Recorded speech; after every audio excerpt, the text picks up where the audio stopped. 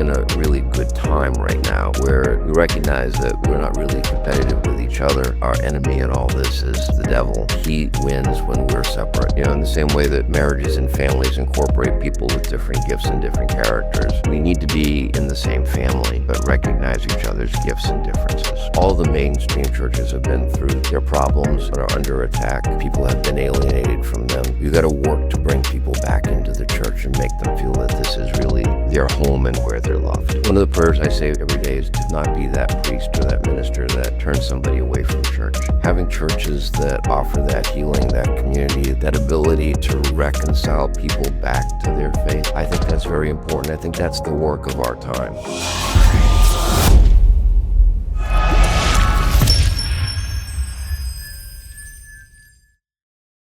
Welcome back to the Christians of Brevard Pastor Podcast.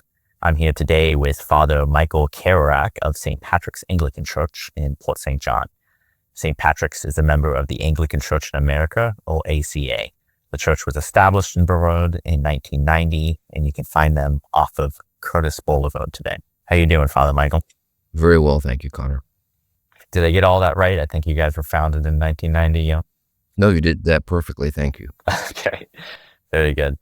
I visited St. Patrick's now probably a little over a month ago. And, I think with some of our listeners, we discussed this over email, but they might be used to maybe a little bit of a different church experience. A lot of churches here in Brevard are maybe in what you might call the evangelical lane or non-denominational. I mean, there's lots of churches here, but I think maybe some of them might fall in that category.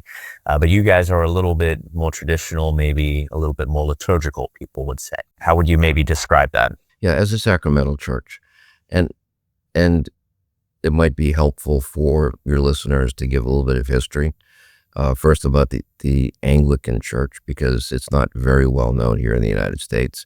And we tend to have small parishes.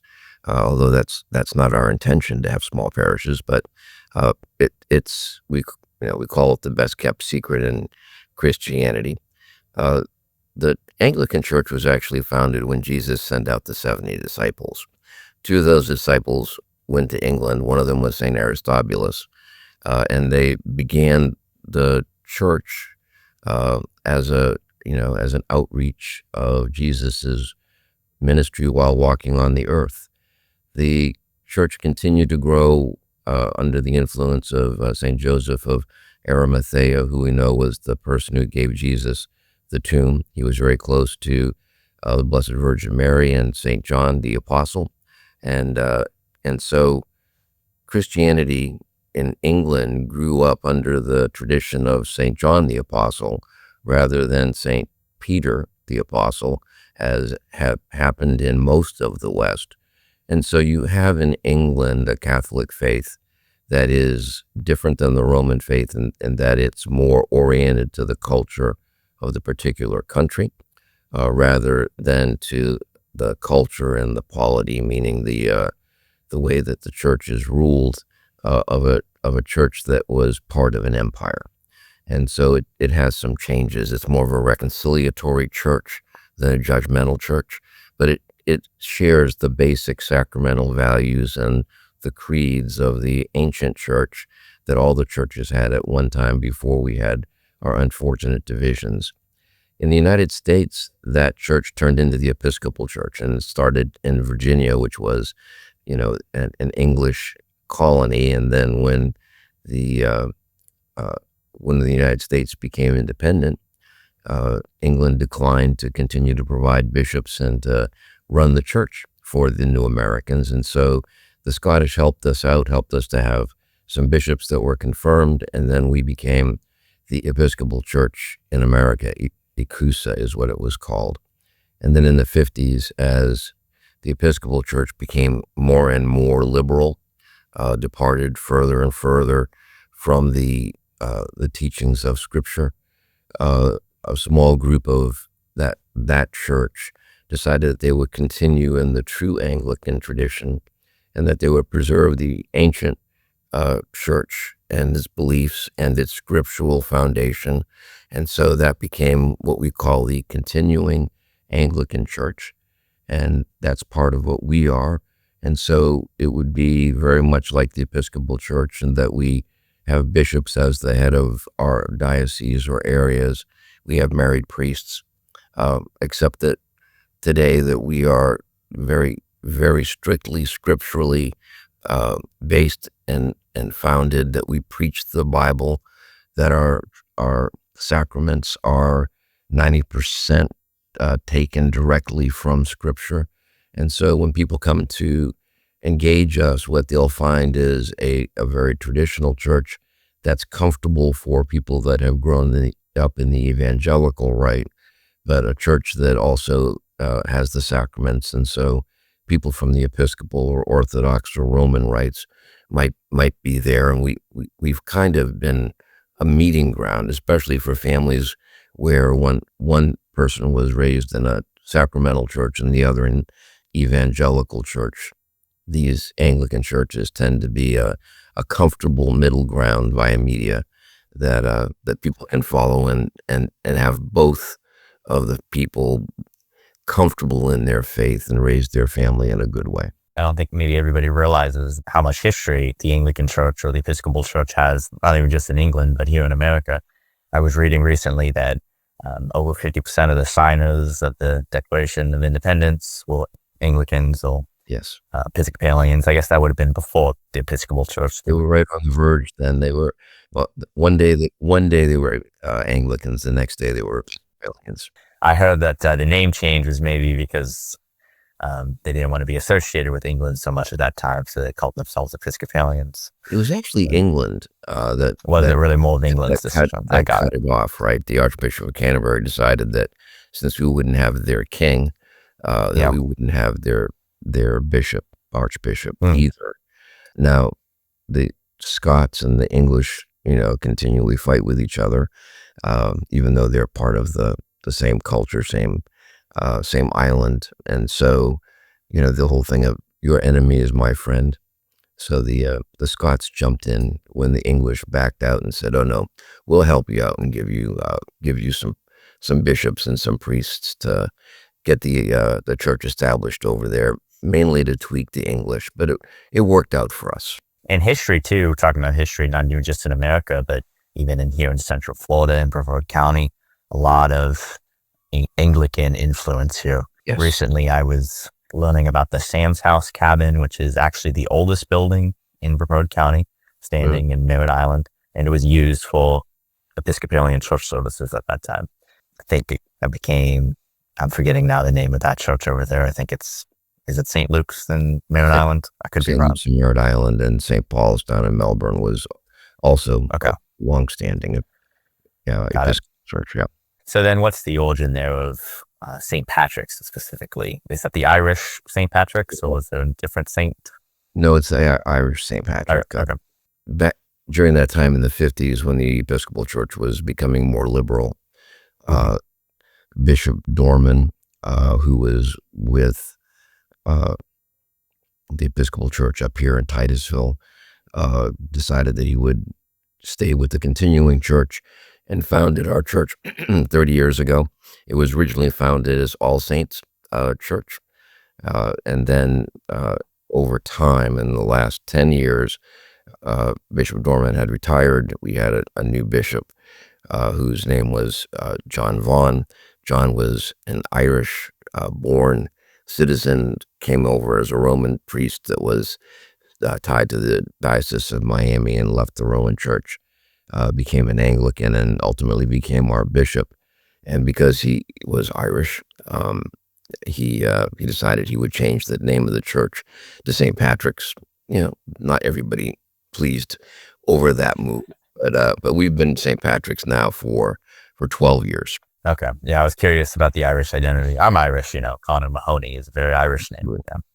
Yeah, it works for me. Actually, the Bishop Vaughan and my family share roots where my mother's family is from Cork, and both of us had grandmothers who were Murphys. So somewhere along the line, we were cousins. So you're the second priest there at the... Actually, I'm about the seventh priest. That's wow. Right. Bishop Vaughan retired 5 years ago for his health and went back to Ireland to be close to his family. He and I had been have known each other for 15 years. So he asked me to come down. I was in Baltimore at the time, and asked me to come down and take care of St. Patrick's as he retired. And so I came into St. Patrick's, and we had a very gentle transition where we were both here for a little while, and then he moved back to Ireland and left me the opportunity to tend this flock, and it's been a really beautiful 5 years that I've been here. I had been in Central Florida back 30 years ago for 15 years, and so it was coming home for me. I knew many of these people at least a little bit, if not, some of them fairly well, and so it was a nice homecoming. The church is full of people that are welcoming and kind, and that you experienced that when you came to visit us, and so they made my family feel at home and have helped us to continue the mission of the church. Talking about some of those people, I'm curious maybe some of the different ministry efforts that are coming out of St. Patrick's.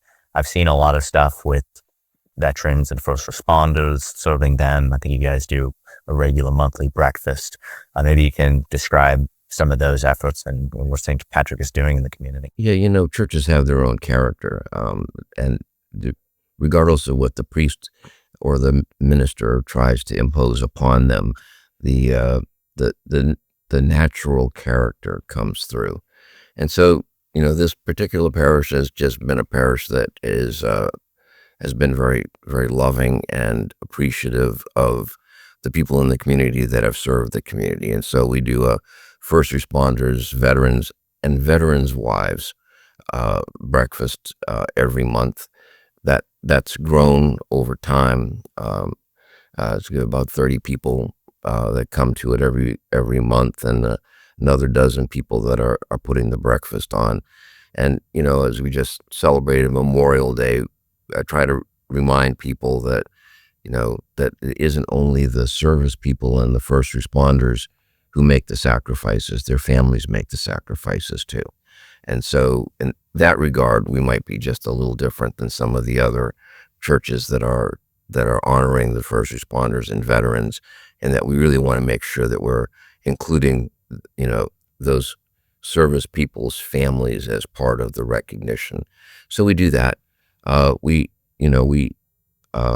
have an active ministry in some of the nursing homes and hospitals here. We do a service at the Solaris Nursing Home over on Merritt Island every month, and because we tend to be, not by design but by reality, a little bit of an older church. We've got people that are scattered in various nursing homes throughout the area here in North Brevard, and so we serve the nursing homes where our people are as well. Yeah, that's great. Those people can't come to services, so it's great that there's somebody going out to meet them where they're at. Do you find that there's other churches that kind of involved there? Every one of the nursing homes has a rotation. The reason we do it once a month is because we have to make room for the other churches that come. So I do think that's, because your podcast is, oriented to a younger generation, it's probably one of those things that you don't see as often. But the churches here in Brevard are really good about taking care of their sheep that have gone on to these nursing homes or who are sick. And so, I don't know of any churches here that don't have some ministry that reaches into that elder community. And it's one of the things that the whole county can be very proud of, that the churches really reach out and take care of their people. Yeah, well, okay, that's great. It's an important ministry in Brevard, so glad to hear that churches are reaching that community. Well, you explained a little bit about the church and the Anglican history, but what about yourself? What's your background? Did you come out of the Episcopal Church? No, I was raised as a Roman Catholic up in New England, Okay. up in New Hampshire, in a town that was highly ethnic.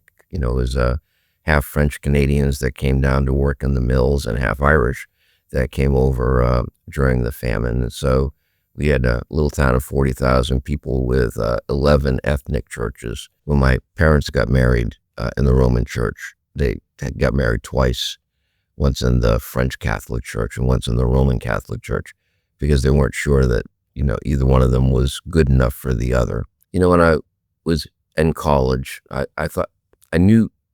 felt the call to be a priest from a very young age, maybe first grade. But I did like girls. And when I went to college, the two things that really pulled me away from the Roman Church, one is that sense of exclusivity, that if you were not in the Roman Church, you were in a defective church. And I couldn't believe that my neighbors that were not Roman Catholics were going to go to hell or going to, suffer because, of which church that they belonged to. And so I went through a period of doubt about that. And I knew that I was going to be married. And so I thought that the door to the priesthood would be closed for me. Went into business, medical business primarily, developed some telemedicine services, 40 years ago, and then turned that into a company that cared for people with chronic illnesses, especially people, the elderly, and did that in conjunction with their physicians. And so I've been in industry, and actually in our church, it's very common for priests to be bivocational, to not only have families, but to also be in the workforce as well. And I think that's helpful for us when we're counseling people to actually have had the same experience as people. Moved to Virginia for that work 25 years ago. Went to an Episcopal church because we were looking for a church at that time. We're not really happy with the that church because it was old Episcopal style, meaning that they only had sacraments once a month. And being raised Roman, I went to communion every week, right, if not more often than that. So my neighbor was the Anglican priest. He invited me to come, and after spending about a year in that church, he said, I feel like you've got a call to the ministry. Have you ever thought about it? And it occurred to me, wow, here I am in my mid-40s, and the Lord is reopening that door that I felt from first grade. And so I had the opportunity. I'd sold one of my businesses, between businesses, and had the opportunity to do the study, go to seminary, and open up this part of my life and my vocation again as well. So I've served as an Anglican priest and what we call the archdeacon, who is an assistant to the bishop, that is unfortunately the disciplinary guy in the diocese, and taught in our seminary as well. And so I've been in Virginia, in Maryland, and in Florida over the last 25 years, and the last 5 here in Brevard. So I know with some of these, what you would have like a Episcopal, what's the word I'm looking for? It is Episcopal, right? The organization itself, right. Structure, bishop. Okay. Yeah, apostolic succession, right? Got it. But meaning that structure, a lot of times they'll place priests at different parishes. Is that the same or did you have a little bit of a say where you go? It's a little bit different for us, right? Because we have families generally. And so it's not the military style where, go when you go. There's more of a negotiated process with us where, the person has to be able, either the parish has to afford the priest, or he has to have the opportunity to have his other vocation active to take care of his family. And then, it has to be the right situation for schools when you have kids that you're raising. And so the bishop has, and as the archdeacon, placement officer is part of my duties too. So we try to match up the needs of the family with the needs of a particular parish and make a good match for them, rather than just marching the next guy in line down to the parish. And our priests tend to stay in a parish for a long time. They're not on a rotation where they're in for 2 or 3 years and then they're out. unless something comes up that causes the necessity to change, it's pretty usual for someone to spend 15 or 20 years in a parish and retire there. You mentioned, coming out of the Catholic Church and some of those issues about, who's in the church and who's out. I'm kind of curious what the view is in the continuing Anglican tradition. I do know there's a few other Anglican churches here, but I believe they're not part of this ACA, I guess, association. St. Paul's and Viera's APA. I think, is it Good Shepherd down in Palm Bay? Mm-hmm. That might be ACC or something. What's the situation there? And I mean, maybe even broader, how do you view other maybe non-denominational churches, Presbyterians, Baptists? What's the thought? So that's two different questions. So let me answer. It is two different questions, yeah. Let me answer the first question, which is, how we look at other churches. We look at them as brothers, right? The Lord made his people different. He gave every one of them characters, and then he gave his churches characters. And I believe that he meets his people where they are. We believe that we have an ancient, beautiful, and holy way of worshiping God. Doesn't touch every person's heart. And so, we believe that each of these churches, with their charisms and gifts and with their practices, meet the needs of people, either, in their background and in their lives, or at the time of their lives. And they might be transitioning and growing into, from an evangelical into a sacramental life. But so we look at them as brothers. We look at them as people that need support. We believe we serve the same God, and that with his grace, we're going to go to the same place at the end and be with him. And so, it's we're here for the people that God calls to us, our particular flock, and then to be, servants and brothers and sisters with people that are in other churches. Going back to the Anglican question, we were all in one group back in the 1950s and 60s. And, unfortunately, churches have human character as well as holy character. And, pride, causes factions. And over the years, we've had several different factions that sprung up. That's usually at the level of the bishops. And so back, especially in the 90s and the early 2000s, we were particularly broken.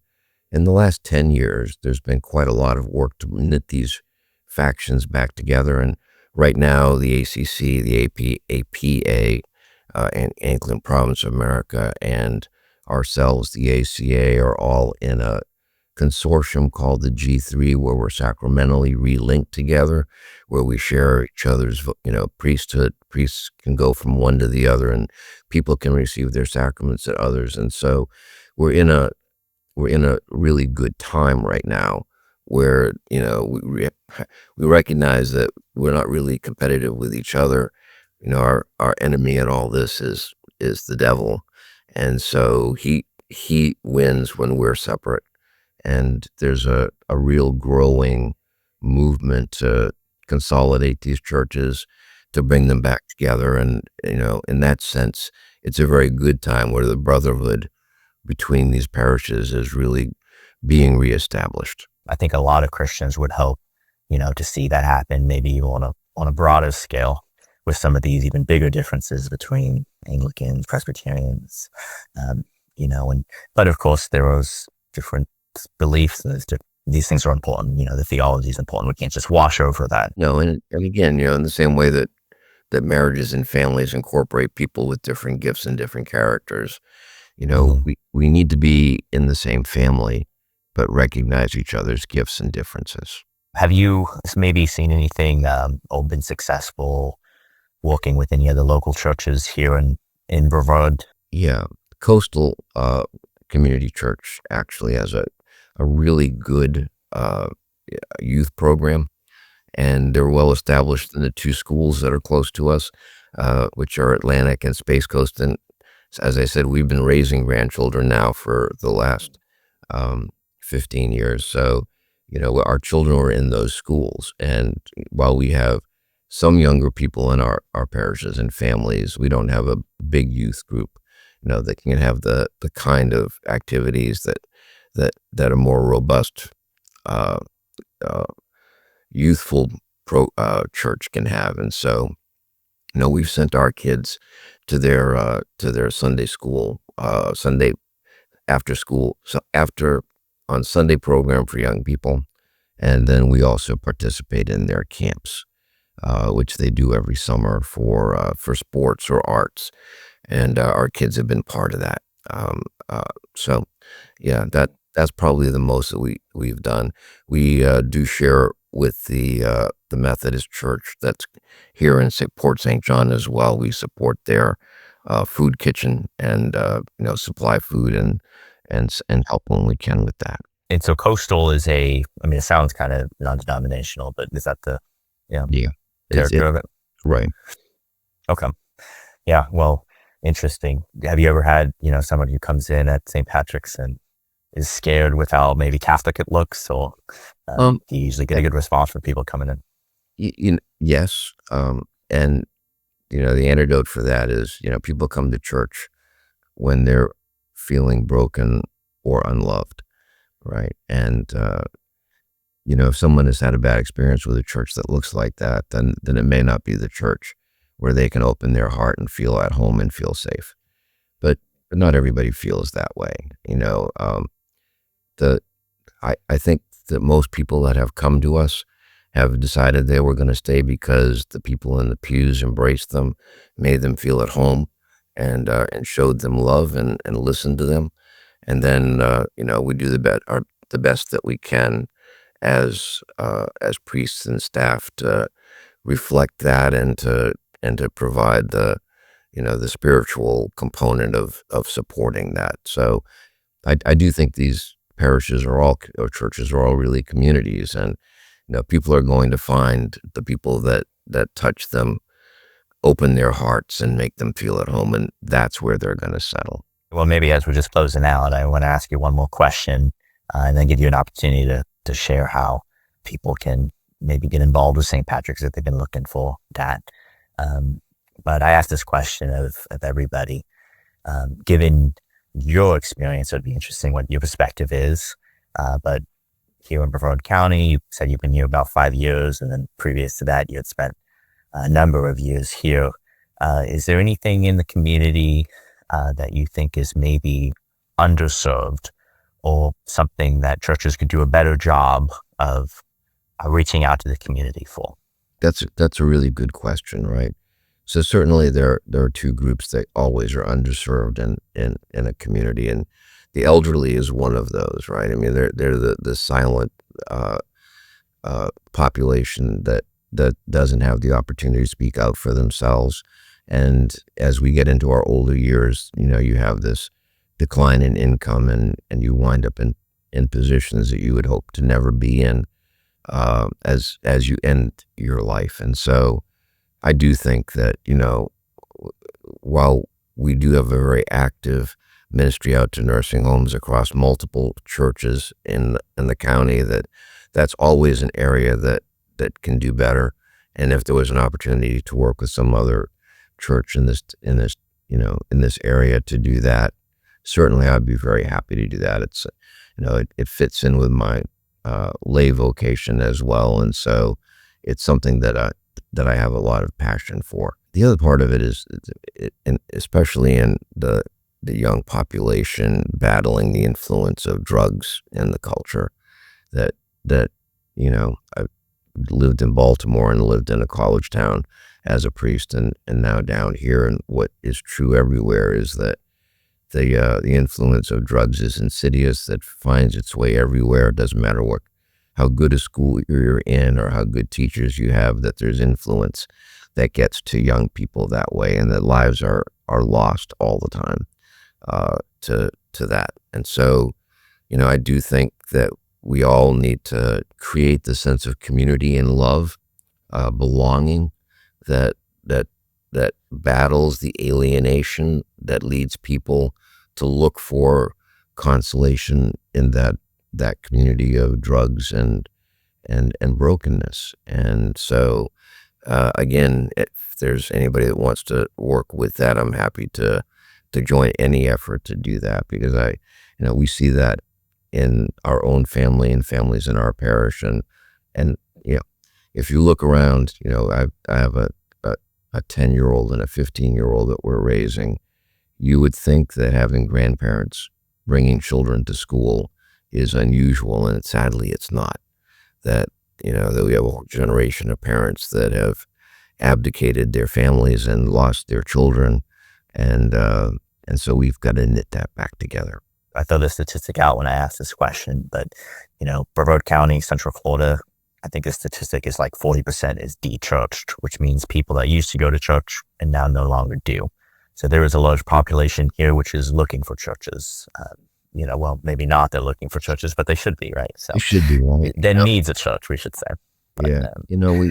And one of the prayers I say every day is to not be that priest or that minister that turns somebody away from church, and so having churches that offer that healing, that community, that ability to reconcile people back to their faith, I think that's very important. I think that's the work of our time.